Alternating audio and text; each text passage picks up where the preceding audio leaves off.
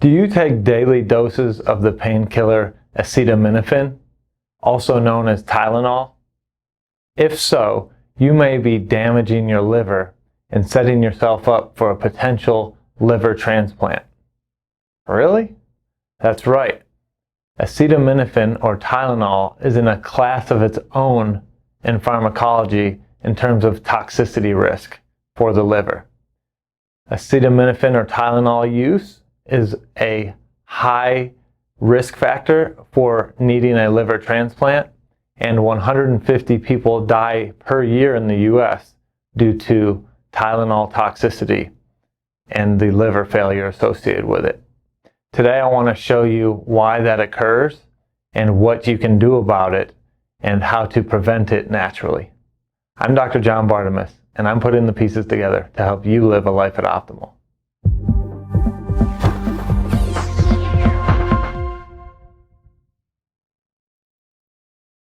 Liver failure due to Tylenol toxicity is a well-known phenomena in medicine. In fact, it's pretty well known in the lay public as well. If you drive down Highway 85 into Atlanta, there's billboards discussing Tylenol toxicity in the liver and risk of death associated with it. Now, studies have shown that Tylenol is so toxic potentially to the liver that it's in a class of its own in terms of drugs that are toxic to the liver. So if you are taking Tylenol as a daily pain-killing strategy, especially if you have a family history of liver issues, this may not be for you. Doctors have said that doses at daily levels, so doses that are not considered toxic, but doses that are actually the recommended dose, like up to 1 gram a day, can be toxic in certain individuals. What determines whether one individual takes Tylenol and is fine with it, and another individual takes Tylenol normal recommended doses and develops liver failure and needs a liver transplant? The individual's unique ability to detoxify acetaminophen, aka Tylenol, in the liver.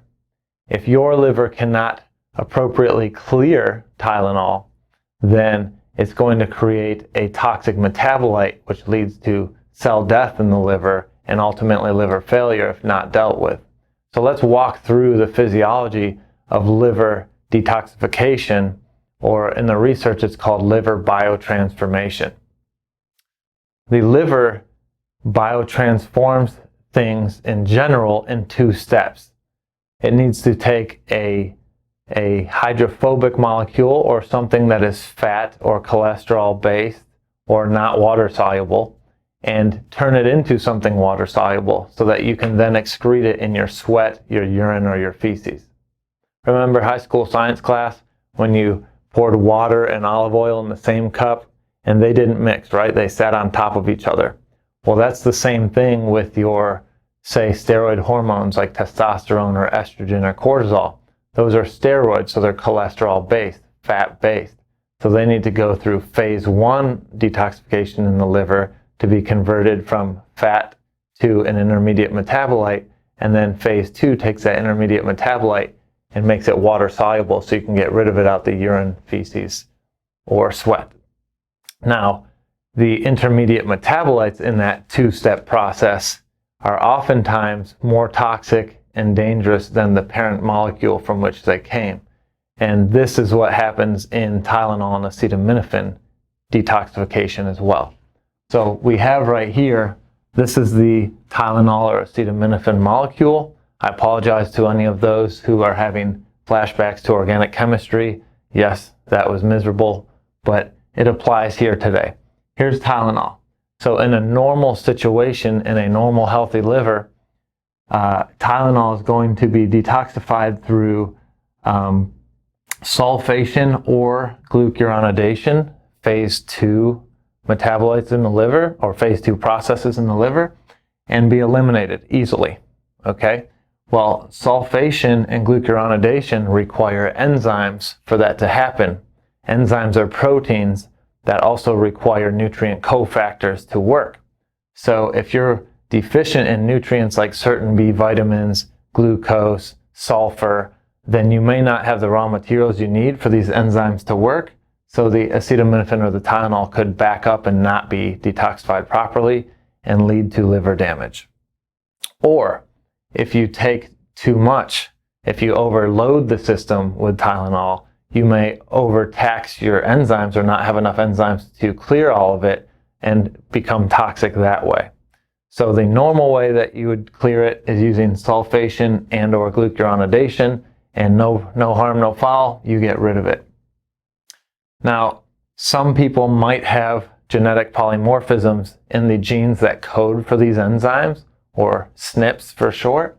So if you have a SNP in your sulfation pathways or a SNP in your glucuronidation pathways, then again, what would be a normal dose of Tylenol may be too much for you to handle, and that could lead to toxicity.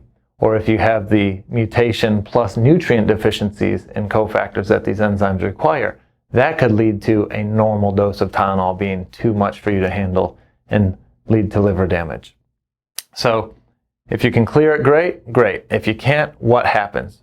Well, if you can't take your Tylenol straight to phase 2 and get rid of it, then phase 1 enzymes in the body try to help the situation.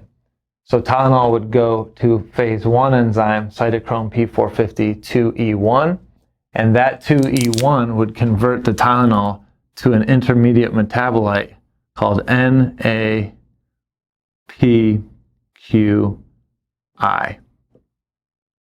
NAPQI is that intermediate metabolite. Remember, phase 1, intermediate metabolite, phase 2.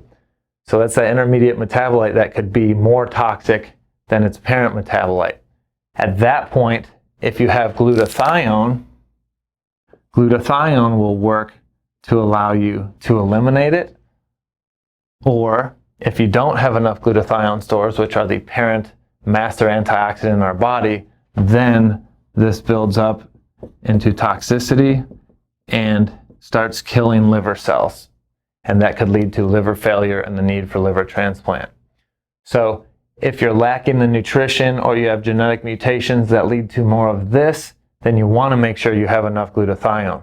You could have mutations in your glutathione genes that prevent you from having optimal glutathione levels, or you could have deficiencies in nutrient cofactors that those genes require, like selenium as an example, sulfur, cysteine. So the medical solution to Tylenol toxicity is N-acetylcysteine, which is the precursor to glutathione, which then allows you to take it and eliminate the NAPQI. So if you're someone taking daily doses of Tylenol as a pain-relieving strategy, you may want to look for another strategy, especially if you have any insufficiencies in these enzymes, you have nutrient insufficiencies or deficiencies, you have a history of liver issues in your family, or if you go to your doctor and your liver enzymes are always high on your labs, your AST and your ALT. If those are consistently high for no reason, but you take Tylenol daily, even at just the recommended doses, this process may be going on in you, and you may want to find another strategy for the pain relief. Alcohol makes all of this worse. So if you drink and you take Tylenol to prevent a hangover, if you happen to be one of these people, that's accelerating the liver damage. So work with a functional medicine practitioner who can evaluate you, do the detective work on your case to determine what are all the factors involved in your liver health, and is this something you need to be worried about. Even if it's not, there are natural strategies that you can use daily for pain relief that aren't putting you at risk for liver failure and liver transplant that practitioner should be able to point you towards.